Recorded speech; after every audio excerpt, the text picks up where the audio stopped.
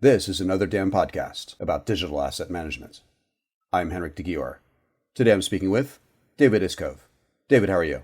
I'm good, thanks, Henrik. How are you? Great. David, how are you involved with digital asset management?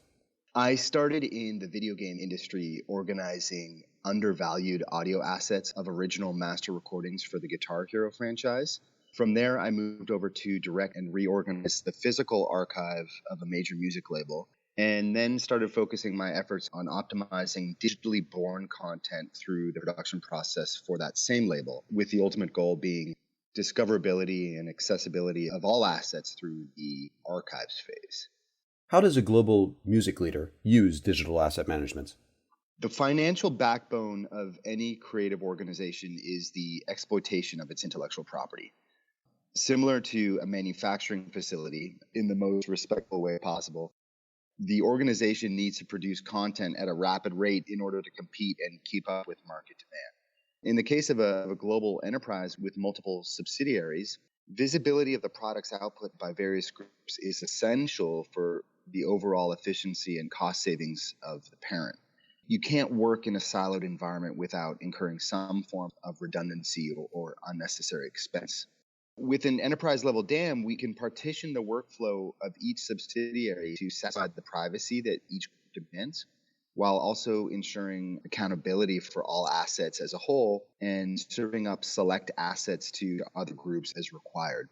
Also, by incorporating a DAM with production capabilities, the goal is to utilize it as the repository as early on in the production process, not only after the active market lifecycle of an asset. If this is embraced, there's an ease of flow between the frontline creative production teams and the long-term archiving of that asset, which is usually managed by a separate group. And David, what are the biggest challenges and successes you've seen with digital asset management? Challenges: getting people to dedicate the time to shift their focus over to a new platform. Unfortunately, a lot of production is handled via offline or disconnected communication tools, either via email or file transfer applications or even personal storage accounts. There's so much risk associated with working this way, but the processes have been established over time, and so people are comfortable operating within that chaos. Adoption requires fully embracing the use of new systems.